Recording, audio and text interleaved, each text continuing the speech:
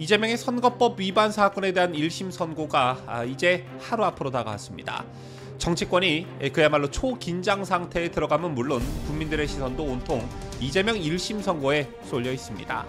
자, 이와 더불어 재판부를 향한 정치권의 압박 수위도 최고조로 치닫고 있지요.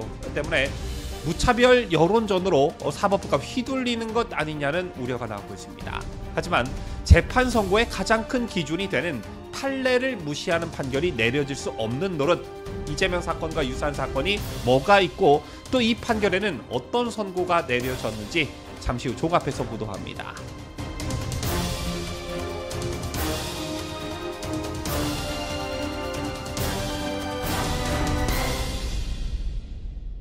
시청자 여러분 안녕하십니까? 뉴스데일리 베스트 민앵커입니다. 이재명 더불어민주당 대표의 공직선거법 위반 혐의에 대한 1심 선고 공판이 드디어 하루 앞으로 다가왔습니다. 내일 서울중앙지법 형사합의 34부에서 진행되는데요. 아시다시피 이재명은 전무후무한 희대 정치인으로 기록될 정도로 7개 사건에서 11개 혐의로 4개 재판을 동시에 받고 있습니다. 최종 공직선거법 위반 사건은 이재명이 넘어야 할 첫 번째 관문으로 재판 결과에 따라 이재명 개인의 정치적 운명은 물론 정치권 전체가 술렁이게 됩니다. 잘 아시다시피 이재명은 이번 재판에서 100만 원 이상의 벌금형을 받고 대법원에서 형이 확정되면 국회의원직을 상실하고 다음 대선에도 출마하지 못합니다. 뿐만 아니라 민주당도 지난 2022년 대선 비용으로 보전받은 434억 원을 토해내야 하지요. 한마디로 이재명의 정치 인생이 끝나는 것은 물론이고 민주당도 풍비박산이 나게 되는 것입니다. 자, 민주당이 죽기 살기로 또 전방위적으로 무죄 여론전을 펼치고 있는 것도 바로 그 이유도 바로 여기에 있는 것인데요. 이런 전방위적 압박이 굉장히 노골적으로 자행되고 있습니다. 친명 최대 조직인 더민주혁신회의는 선고 공판 당일 서울중앙법원 인근에서 이재명의 지지자 5천여 명이 참여하는 대규모 집회를 연다고 합니다. 또 이 단체가 주도하는 이재명 무죄 촉구 탄원 서명은 물론 조작 가능성이 제기됐지만 11일 마감 결과 100만 명을 돌파했다고 하지요. 자, 이 모든 게 여론전을 통한 재판부에 대한 압박이 그 목적이다, 이렇게 보면 되겠는데, 자, 우리가 흔히 이런 말을 합니다. 흔히 사법 시스템을 가리켜 민주주의를 지탱하는 최후의 보루다, 이런 말을 하곤 합니다. 자, 우리나라 헌법 제103조는 법관은 헌법과 법률에 의해 그 양심에 따라 독립하여 심판한다, 이렇게 규정하고 있습니다. 때문에 이재명 1심 재판부가 부디 이러한 압박들에 흔들리지 않길 이렇게 바라시는 분들이 대다수일 텐데, 그 기준이 되는 게 바로 판례일 것입니다. 자, 이재명의 혐의는 크게 두 가지 있죠. 2021년 대선 후보 시절 방송 인터뷰에서 성남시장 재직 때 대장동 실무자인 김문기 씨를 몰랐다, 이렇게 말한 것과 국회 국정감사에서 국토교통부가 백현동 부지 용도 변경을 안 하면 직무유기로 문제 삼겠다, 이렇게 협박했다라고 발언한 것입니다. 자, 우선 선거범죄 양형 기준을 보면 허위 사실을 공표한 경우에는 징역 10개월 이하 또는 200만 원에서 800만 원의 벌금형을 선고합니다. 거짓말의 전파성이 낮거나 죄질이 경미하면 70만 원에서 300만 원으로 감경되고요. 반대로 전파성이 높고 유권자의 판단에 큰 영향을 끼치면 최대 징역 2년, 벌금 1,000만 원까지 가중됩니다. 그런데 그간 우리 법원은 그동안 선거 과정에서 거짓말로 자신의 비위를 은폐하거나 상대를 비방한 정치인들에게 엄정한 처벌을 내려왔습니다. 실제 어떤 일이 있었냐 하면 이옥철 전 경남도의원의 경우 지난 2018년 지방선거에서 공보물 전과 기록란에 허위 사실을 적은 혐의로 벌금 200만 원이 확정돼 의원직을 잃었습니다. 그 허위 사실이 뭐였냐?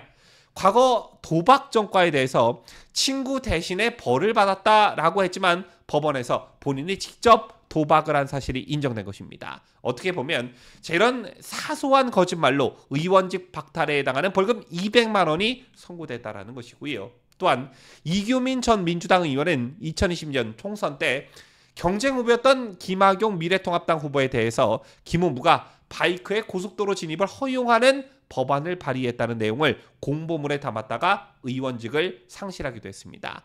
그럼 사실은 뭐였냐? 사실은 고속도로가 아니라 자동차 전용 도로였던 것입니다. 이때 법원은 과거 선거법 위반 수사도 받았던 이전 의원은 과거 선거법 위반 수사도 받았던 이 전 의원은 고속도로라는 표현이 문제될 수 있음을 인지할 수 있었다며 벌금 300만 원을 선고했습니다. 자, 그리고 유권자들에게 전파력이 강한 그런 방송에서 거짓말을 하면 더 무겁게 처벌되는 경향이 있습니다.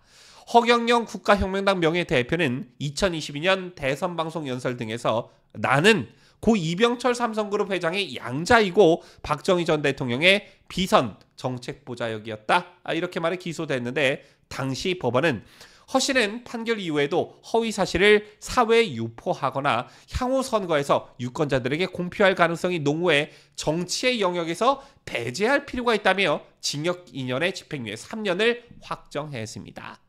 그리고 다른 사례를 들여다보면 추미애 민주당 의원은 20대 총선을 앞둔 2016년 3월 기자간담회에서 법원 행정처장으로부터 광진구의 법조단지를 존치시키겠다는 약속을 받았다라는 허위 발언을 해 벌금 80만 원이 확정됐습니다. 이때도 법원이 유명 정치인의 눈치를 봤다는 비판 여론이 일었는데, 어쨌든 당시 법원은 추 의원의 혐의를 인정하면서도 총선 당시 지지율과 선거 결과 등을 보면 유권자들 결정에 큰 영향을 미치지 못했다며 의원직 상실형을 선고하진 않았습니다. 마지막으로 고의성이 있느냐 없느냐, 이것에 따라 유무죄가 갈린 적도 있는데요. 자, 이학수 전북 정읍시장은 2022년 지방선거 방송토론회 등에서 경쟁 후보를 향해 개발 이익을 얻을 목적으로 땅을 샀다라고 투기 의혹을 제기했다가 기소됐습니다. 1, 2심은 유죄 판결을 내렸지만 대법원은 최근 상대 후보에 대한 비판적 의견 표명으로 보인다며 무죄 취지로 파기환송했고요. 박상돈 충남 천안시장도 같은 해 선거에서 공보물에 고용률 및 실업률 관련 및 관련 허위 사실을 넣었다가 2심에서 유죄 판결을 받았지만, 그러나 대법원은 범행에 고의가 없다라며 무죄 취지로 원심을 파기했습니다.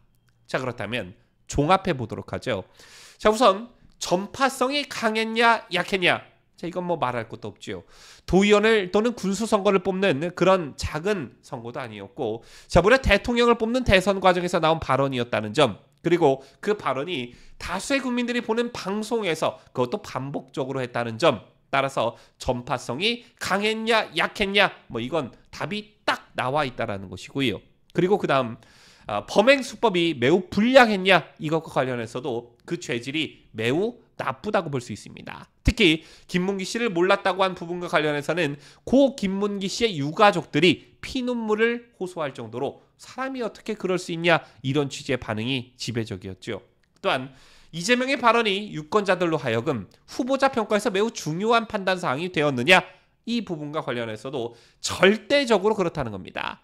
대선을 전후해 가장 큰 이슈로 대두되었던 게 바로 대장동 이슈였는데, 이 대장동 이슈에 대한 직격탄을 피하기 위한 허위사실 공표였다는 것이고, 실제 김만배와 뉴스타파의 공작 사건에서도 드러났듯 당시 이재명 홍보 캠프가 어떻게 해서든 대장동과 선을 긋고 오히려 이 이슈를 상대 후보인 윤석열 후보 쪽으로 덮어씌우기 위한 시도가 실제 있었습니다.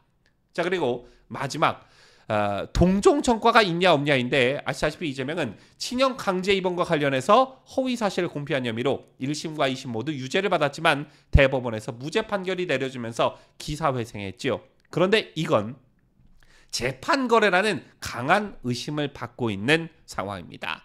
따라서 이런 종합적인 측면들을 고려했을 때 이재명에게 무죄가 선고되는 건 있을 수가 없는 일이고, 또 재판부가 압박에 못 이겨 이도 저도 아닌 애매하게 벌금 80만 원 이런 식의 선고를 한다는 것도 절대 납득할 수 없는 일입니다. 부디 법관은 헌법과 법률에 의해 그 양심에 따라 독립하여 심판한다라고 헌법에 명시된 대로 재판부의 양심 있는 판결을 여러분과 함께 기대해 봅니다. 지금까지 저는 자유대한민국을 소화하는 뉴스데일리 베스트 민앵커였습니다.